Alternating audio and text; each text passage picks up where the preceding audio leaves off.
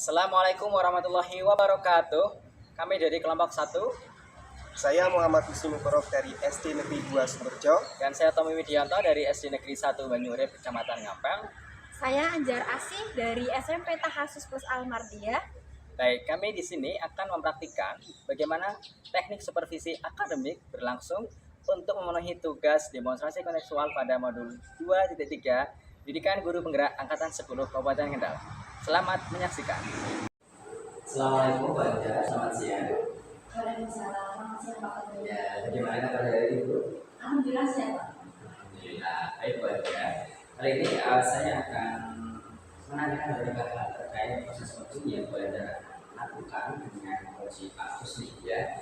Nah, beberapa hal yang akan saya tanyakan sebelum saya konsultasi proses coaching yang Bu Anjar laksanakan, yaitu kita harus menyisihkan beberapa item ya berdasarkan bukti yang menjadi pedoman dan asal langsung. Nah, Bu Anda perlu ketahui bahwa ada prinsip coaching yang Bu Anda harus terapkan, diantaranya ada pemudaan, proses kreatif dan maksimal prinsip coaching. Lalu prinsip coaching yang mana dari tiga yang saya sebutkan yang ini Bu Anda tonjolkan? Yang ingin saya tonjolkan itu lebih ke unsur yang kemitraan ya Pak. Harapannya supaya tidak ada satu hal yang terintimidasi gitu ya, Iya, jadi sama-sama gitu ya, sama-sama merasa seperti diskusi biasa gitu ya. Ya. Baik, lalu ada proses coaching buat yang harus Bu Anda kembangkan dalam proses coaching nanti langsung. Di antaranya yaitu riset dan kemudian mendengarkan secara aktif ya, kemudian ada yang ketiga itu dengan menanyakan pertanyaan jawab melalui teknik rasa.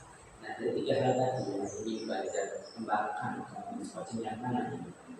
Kalau saya lebih ke mendengarkan aktif ya Pak. Karena dari mendengarkan aktif itu kan kita mulai dari proses awal sampai akhir kan nanti kita bisa menemukan lah apa yang tujuan apa yang ingin dicapai, dan solusi-solusi dari satu permasalahan itu ya bagaimana nanti kan bisa. Jadi berjalan nanti apa namanya menunjukkan meningkatkan pada bagaimana Bu Anda mendengarkan secara aktif dari konsep yang menentukan masalahnya ya, sehingga akan lebih teridentifikasi masalahnya dan bisa menggali hal yang bisa mengatasi masalahnya gitu ya Pak. Nah, ada pun indikator pencapaian nanti coba coaching. Indikatornya apa untuk bisa mengetahui bahwa tujuan bagaimana pada proses coaching itu bisa tercapai? Indikatornya mungkin ketika proses coaching terjadi itu sesuai dengan alur kita itu tadi ya. Jadi antara nanti tujuannya bagaimana, kemudian bagaimana kita sebagai coach yang mengidentifikasi itu kita yang bisa secara rinci gitu ya, kemudian ya bisa melaksanakan aksinya, kemudian dengan bertanggung jawab ya kita harus tanggung jawab konsisten lah dengan apa yang sudah ya gitu. Oke, baik Bu Anda sudah tepat sekali. Semoga harapan saya nanti ketika proses coaching berlangsung dengan Pak Husni Bu Anda dapat berjalan dengan sebaik-baiknya sesuai dengan alur kita. Ya, selamat bertugas sebagai coach Bu Anda. Ya, terima kasih. Sama-sama. Apa nih Pak Husni? Selamat pagi Pak Nya. Bagaimana nih kabarnya Pak Husni? Alhamdulillah baik Pak Nya. Alhamdulillah sehat selalu ya Pak ya. Wajah juga sehat. Sehat juga. Sehat. Gimana nih Pak Husni, kayaknya kok galau ini ya kayak kelihatan ini. Iya. Kayaknya ada yang mau dibicarakan ini. Iya benar sekali Pak Nya. Ini saya kok ada masalah dalam belajar ini Pak Nya. Karena saya merasakan saya itu ketika menyampaikan pembelajaran itu ada saja ada gitu. Tentu ada ngomong sini. Lalu apa nih yang bisa saya bantu? Saya ingin agar saya bisa mengatasi mengevaluasi karena ujian itu antara bisa Berarti tujuan dari perbincangan kita ini adalah bagaimana ya Pak Husni untuk mengelola kelas dengan baik gitu ya Pak Husni. Kemudian dari segi tujuan tujuan Pak Husni yang menginginkan tadi ya, meningkatkan kompetensi siswa dalam guru dalam mengelola kelas itu tadi apa nih yang sudah Pak Husni itu kan dalam mencapai tujuan itu saya sebetulnya sudah menerapkan pembelajaran itu, tapi mungkin dari pembelajaran itu belum efektif. Itu ada faktor yang saya mungkin belum tahu itu. Jadi ini saya masih kondisi. Nah, dari segi metode pembelajaran yang Pak Husni sudah lakukan itu, tapi selama ini Pak Husni merasa kekurangannya. Ya. Nah, kalau saya ingin tahu ini dari skala berapa nih? Kira-kira dari skala 1 sampai 10. Ini masih belum itu kayaknya. Karena saya masih merasa untuk mencapai target yang 10 itu kok yang saya belum sampai itu. Harapannya ya Pak, harapannya ketika nanti kita sudah melakukan pembicaraan ini, Pak Husni nantinya ingin sampai ke skala berapa? Saya ingin dari sekarang ini saya ingin sampai 7 karena ini saya ingin melakukan hal yang bisa saya lakukan. Karena kadang ini kan saya langsung harapannya ke 9 atau ke 10. Ya. Tadi ya Pak Husni sudah tahu skalanya ya, kemudian Pak Husni sudah menyadari oh ternyata metode saya itu kok agak kurang. Nah dari hal tersebut apa nih yang Pak Husni butuhkan untuk mencapai tujuan tersebut? Saya membutuhkan strategi bagaimana cara mengelola siswa saya agar belajar itu akan kondusif seperti itu, agar anak-anak itu bisa menangkap tetapi merespon dengan belajar yang saya lakukan. Berarti bagaimana ini kata kuncinya itu bagaimana strateginya ya, strateginya agar siswa itu ketika pembelajaran mau apa itu namanya mendengarkan dengan baik, kemudian ingin tidak berbicara sendiri, gitu ya Pak ya. Macam itu. Jadi saya itu pengen anak-anak yang aktif, berani melakukan, tapi tidak serta-merta mereka ngomong saja ketika pelajaran ngomong sendiri, saya ingin juga seperti itu. Ada yang mengatakan pelajaran saya senang Kira-kira menurut Pak Husni, nanti Pak Husni ada siswa yang berbicara sendiri, yang bilang sendiri gitu ya Pak ya. Nah apa nih yang menjadi penyebab dari siswa itu terkadang berbicara sendiri saat jam pembelajaran itu? bisa faktor itu dari keluarga saya dan materi dari pelajaran yang saya sampaikan itu susah buat mereka mereka ngomong sendiri atau hubungan dari hal mereka perusahaan atau hal itu punya cara yang sama kayak kalau saya seperti itu.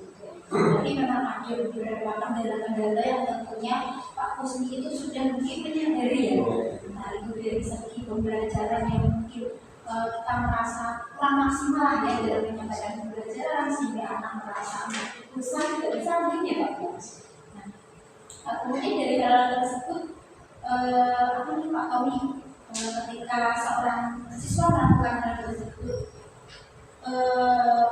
apakah perlu? Maksudnya apakah Pak Husni perlu melakukan penguatan pada siswa tersebut? Sangat perlu sekali karena yang saya lakukan ini saya paling adalah mereka tidak memahami materi pelajaran dan di samping tapi yang bisa digunakan yang utama mereka tidak memahami pelajaran yang saya ajarkan. Oh iya, berarti penting sekali ya Pak Husni. Ketika kita mengetahui seorang siswa itu belum paham tentang materi pembelajaran, sehingga kita sebagai guru tentunya harus bisa memberikan bagaimana rasanya menyampaikan materi yang bisa tersampaikan secara baik dengan siswa. Nah, perbincangan kita ini sudah lumayan ya, menarik sekali ya.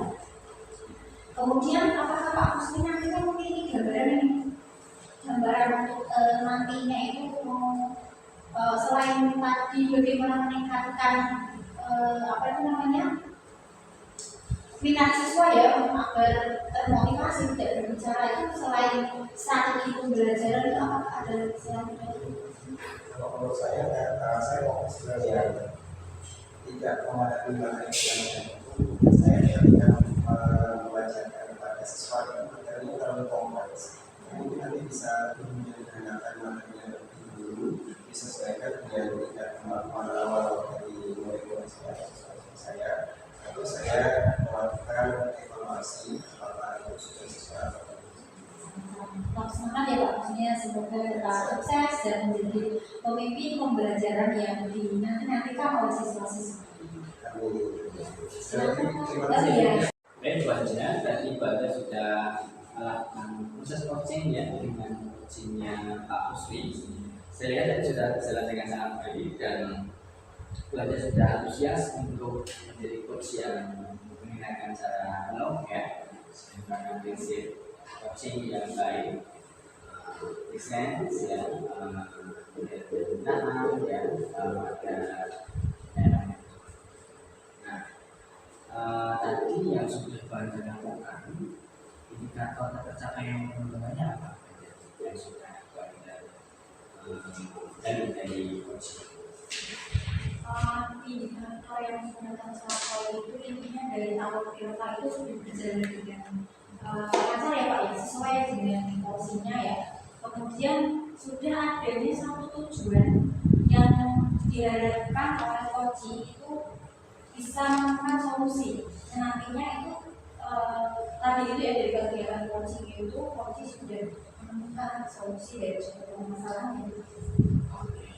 Nah, sebagai catatan banyak apa yang bisa jadi catatan hasil observasi tadi yang banyak bisa sampaikan.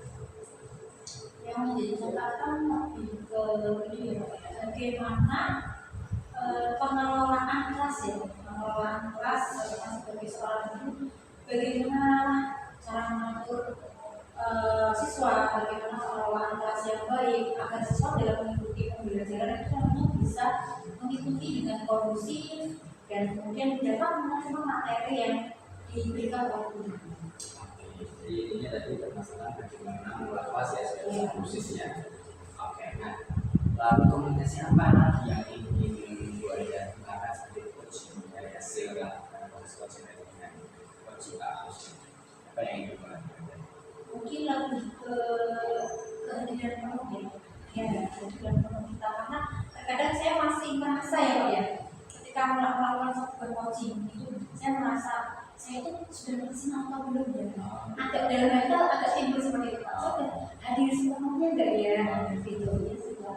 Jadi desain ya Bu Aida yang bisa dilakukan. Baik Bu Aida, harapannya ketika Bu Aida melakukan proses coaching ya akan bisa meningkatkan lagi dan menjadi mengasih desain tadi agar lebih maksimal ya di proses coaching berikutnya Bu Aida. Nama tadi sudah bisa melakukan coaching dengan bagus ya. Harapannya masalah coaching tadi sudah bisa teratasi dan kami sudah bisa menggunakan prinsip dengan baik ya. Terima kasih Bu Aida. Ya, saya juga terima kasih sekali ya Pak ya. Ya, sama-sama Bu Aida. Terima kasih. Assalamualaikum. Waalaikumsalam.